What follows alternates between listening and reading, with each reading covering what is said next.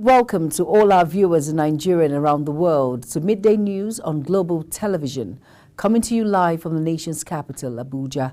We would like to remind you that Global Television is on DSTV channel 365. Now the news in full. President Bola Tinubu says no government will condone protests that will lead to destruction of lives and property. The president's declaration came on a day the Department of State Services warned against the nationwide protests over the hardship in the country, as Defense Headquarters also expressed concern over the possibility of the protests being hijacked by violent elements.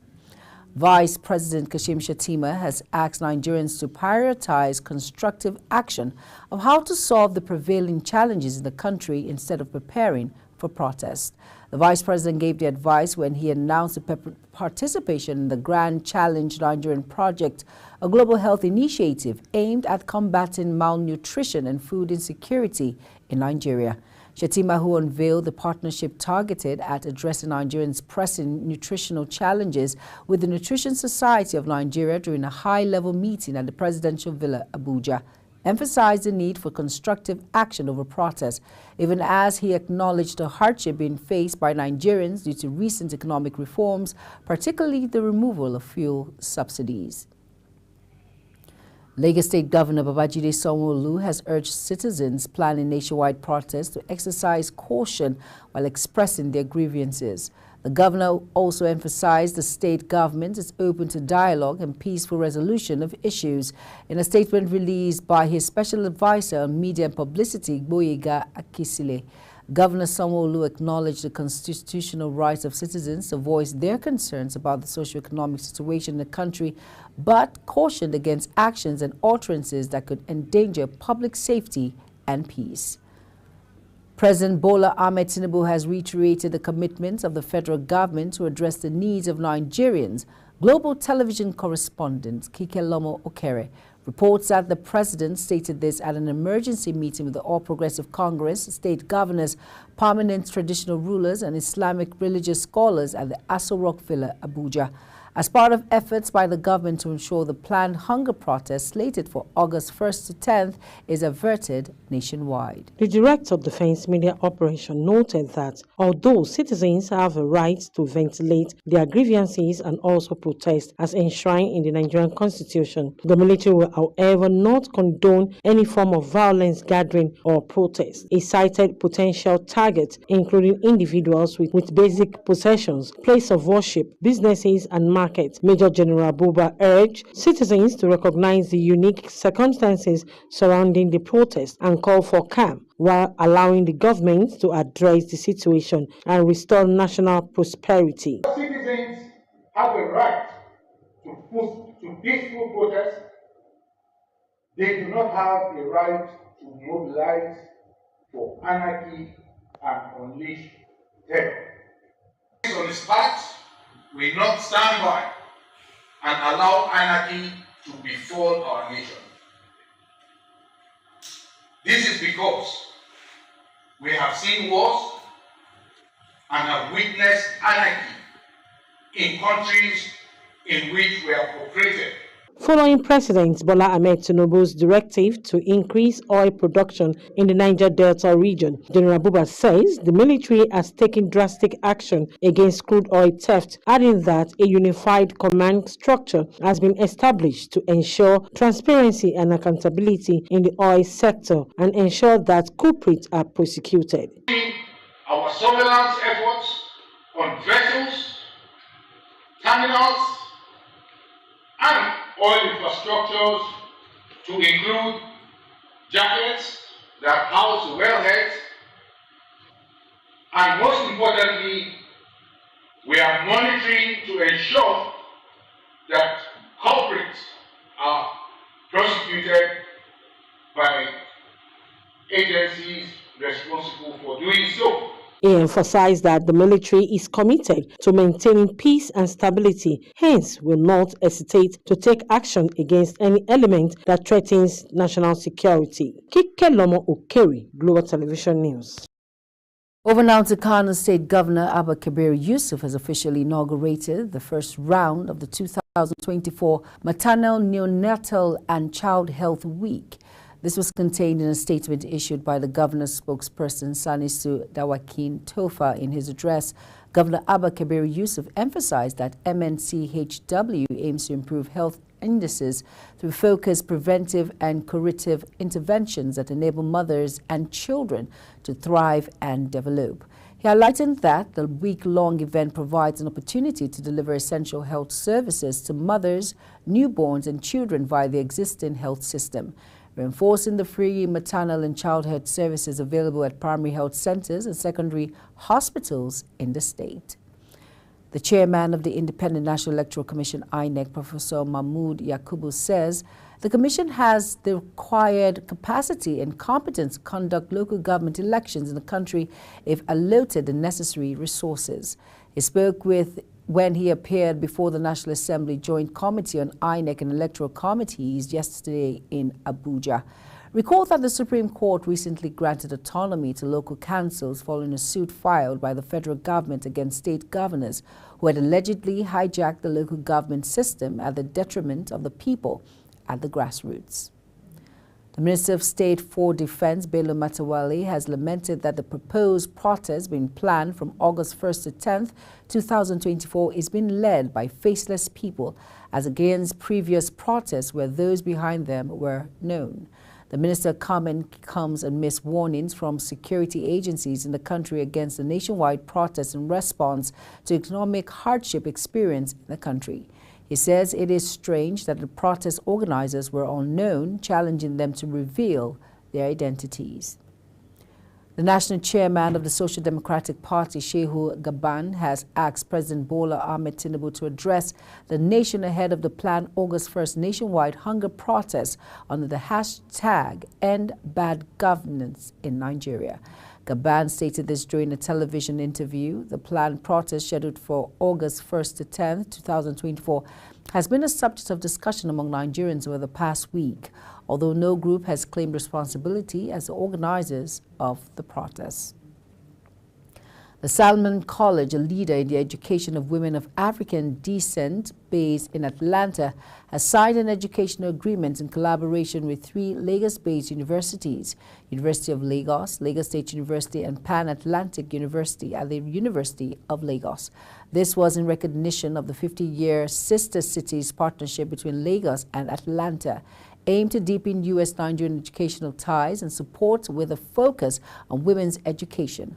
According to a statement, the president of Salman College and a member of the U.S. President's Advisory Council of African Diaspora Engagement, Dr. Helen Gale, explained that one of the overarching goals of the U.S. President's Advisory Council on Africa Diaspora Engagement was to strengthen educational ties and exchange between African diasporans in the United States and African communities. President Bola Ahmed Tinubu has launched the Nigerian Police Force Green Initiative to improve the well-being of police personnel and their families.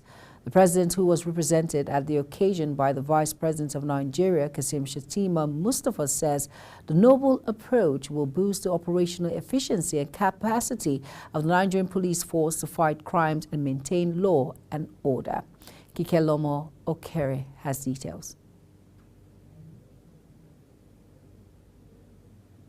Climate change poses the most existential threat to humanity, affecting ways of life, means of livelihood, socio-cultural existence, intercommunal interaction, and the natural world. President Bola Ahmed Tinubu, who was represented by the Vice President Kashim Shettima, says Nigeria has been at the forefront of the global search for solution of the devastation of climate change. He noted that a sustainable development program that engages innovative green solution is a strategic intervention, adding that there is an urgent need for global cooperation to implement solutions that can stop and reverse the effect of climate change. We welcome this initiative by the Nigerian Police Force because the connection between climate change and security is a price we have paid enough.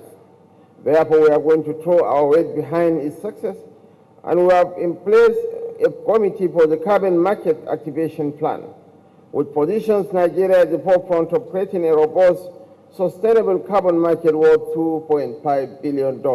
The Inspector General of Police explained that the Green Initiative rests on the 4 pillars: solar power deployment, electric and gas power vehicles, nature-based solution, and community green outreach. He pointed out that the Green Innovation Development relationship with local communities through climate change communities engagement. Nigeria Police Green Initiative is not only a moral imperative, but also a strategic necessity. Its benefits include contributing to clean energy and energy efficiency, emission reduction, and infrastructure modernization. The initiative will also create green skills, generate jobs, and reduce crime vulnerability. The police boss further explained that the objective of the Nigerian Police Green Initiative is to support federal government economic reformation through the Green Economic Initiative, supporting energy transition, net zero targets, as well as President Climate and Green Economy Initiative. Kike Lomo Okeri, Global Television News. You're watching Midday News coming to you live from Nigeria's capital, Abuja. We're on DSTV channel 365 and Star Times channel 276. Kindly follow us on all social media platforms by using a Global TV Engine and the handles now showing on your screen. When Midday News return, Go for Gold, Tinubu charges Toby Amoson. Others will bring you this and other more stories right after this break. Do stay with us.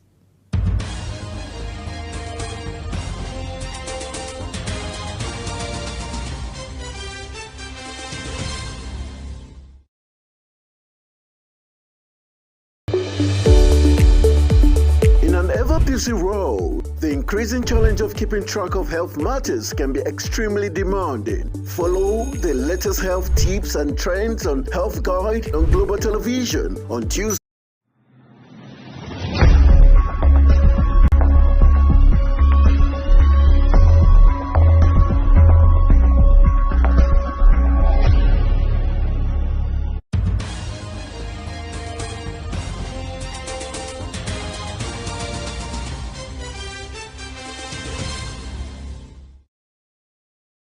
You're welcome back, and if you're just tuning in, this is Global Television bringing you live broadcasts of Midday News. Thank you for staying with us. On Business Desk Down, the federal government says it has mobilized $2.2 billion in external finance for the Nigerian Health Sector Renewal Investment Initiative. This came as President Bola Ahmed Tinubu approved the establishment of the sector-wide coordinating office program managed unit domiciled in the office of the Coordinating Minister of Health and Social Welfare. The federal government, in a statement signed by Tinubu's Special Advisor on Media and Publicity, Ajurin Galale, says the move is to ensure efficient, transparent and accountable management of external grants mobilized towards the implementation of the Nigeria Health Sector Renewal Investment Initiative. Worried by some growing barriers to trade, the Minister of Industry, Trade and Investment, Doris Uzoka Anete, and the Director General of Standard Organization of Nigeria, Dr. Ifeanyi Okeke, has called on stakeholders the need to address these obstacles. They made the call at a one-day workshop organized by the SON in collaboration with the Federal Ministry of Industry, Trade and Investment, said in support of the World Trade Organization in Abuja. The minister says cumbersome regulations, standards, and conformity assessment procedures can stiff integration, limit market access, and undermine competitiveness. The Nigerian Senate has commenced moves to unravel the circumstances behind the importation of hazardous petroleum products in Nigeria. The 15-man ad hoc committee constituted by the Senate leadership reinstated this commitment at its inaugural briefing in Abuja. Chairman of the committee and the leader of the Senate, Opeyemi Bamidele, says the terms of reference will see them invite relevant stakeholders to answer questions regarding the shortcoming in the petroleum sector. The committee, however, warns that any entity that fails to show up during the investigation may be compelled to do so through a warrant of arrest by Inspector General of Police. Our investigation seeks to identify and hold accountable all parties involved in the importation and distribution of the adulterated petroleum products, PMS and AGO. This includes suppliers, importers, regulatory bodies, and any other entity that may have contributed to this serious lapse in quality control. The Senate leader says the committee will unravel reasons why local refineries are mostly not operational. He added that the ad hoc will use the National Assembly recess period to carry out investigation to culminate in a public hearing for September 12 to 14, 2024. With a view to addressing fundamental issues that pose grave threats to our economic prosperity, fiscal stability, and public health as a nation. In line with our mandate, we will definitely unravel the roots of economic sabotage in Nigeria's petroleum industry and make necessary recommendations that will entrench global best practices in the industry and open it up for more investments, especially in the midstream and downstream sectors. Some of the entities expected to submit their memorandum of understanding include Minister of State Petroleum, Minister of Finance and Trade, the NNPCL, CBN, NIMASA, Customs, Nigerian Navy, Dangote Oil, Obat Oil, among others. Kikelomo Okeri, Global Television News. The Minister of Education, Tahir Mamman, says the allowances of standard scholars who have been owed by over 30 months were adjusted due to foreign exchange fluctuations. Recall that the Federal Ministry of Education announced a slash in allowances for foreign scholars who are currently stranded in Russia, Morocco and Algeria, amongst others. The stranded scholars are under the federal government's bilateral educational agreement scholarship created for education exchange between Nigeria and the partnering countries. The Livestock Reforms Committee was submitted to report to President Bola Ahmed Tinubu within the next 2 weeks. Co-chairman of the committee, Professor Atahiru Jega, who disclosed this after updating President Tinubu on the committee's activities at the State House Abuja, assured Nigerians that the committee's recommendations will provide a lasting solutions to lingering conflicts between farmers and herders. Queen Agaba has details. The beginning of the 21st century witnessed an expansion of the agriculturist population and its cultivated land at the expense of pastoral lands in northern Nigeria. The co-chairman Livestock Reforms Committee, Atahiru Jega, acknowledged the challenges and the herders farmers, but emphasized that the committee is focused on getting it right. He highlighted the readiness of various stakeholders in the livestock sector to partner and engage in ensuring sustainable solutions. He added that the report will add tremendous value to the livestock sector and mitigate associated crises. So Nigerians should expect from our committee recommendations that, if successfully implemented, could add tremendous value in terms of achieving those defined objectives of opening up the opportunities in the livestock sector and also helping mitigate crises and conflicts which are associated with this sector. Minister of Agriculture and Food Security, Senator Abubakar Kyari, expressed excitement and optimism about President Tinubu's bold initiative on livestock reforms, praising the appointment of Professor Atahiru Jega as co-chair, citing his integrity and commitment. The minister expressed confidence that the report will yield immediate short-term and long-term solutions to the challenges facing the livestock industry. Because there is so much potential when you unbundle the livestock sector, and there is the value chain that would create enormous wealth, creation of jobs, and most importantly, nutrition for the food security aspect of the country. It is expected that the committee's recommendations will open up opportunities in the livestock sector while addressing conflicts. For Global Television, Queen Agaba reporting. Over now to our foreign scene, Palestinian authorities and militant group have revealed that a Hamas leader in the West Bank has died in Israeli custody. Mustafa Ara, 63, died after being moved from a prison in southern Israel to a hospital, according to a joint statement by the Palestinian Authorities Prisoners Affairs Body and the Palestinian Prisoners Club Watchdog. Hamas says in a statement they mourn the passing of the leader and prisoner Sheikh Mustafa Mohammed Abu Ara and hold the occupation responsible for his assassination through deliberate medical neglect. Former U.S. President Barack Obama and his wife Michelle have endorsed Kamala Harris' bid for presidency in a 1-minute-long video that captured a private phone call between the couple and the vice president. Harris expressed gratitude for the endorsement and their long friendship. The death toll from landslides in a remote region of southern Ethiopia has risen to 257. The United Nations said today, warning that the number of victims could soar to up to 500. Rescuers are pressing on with the grim search for the bodies and survivors in the stricken locality of Kenchor Shiko Gozi, with crowds of distraught locals digging through a sea of mud, often using just their bare hands and shovels. In sports, as the 2024 Paris Olympic Games get underway in France, President Bola Ahmed Tinubu has charged Team Nigeria at the Games to be worthy ambassadors of the country. In a statement by Ajirin Galale, special advisor to the President on Media and Publicity, says Tinubu has sent his full support and that of over 200 million Nigerians to the team, saying the citizens were praying and cheering for their success. A total of 88 Team Nigerian athletes, including 63 women and 25 men, are flying Nigeria's flag in 12 sports at the Paris Olympics. And that's it on Midday News, and it came to you live from Nigeria's capital, Abuja.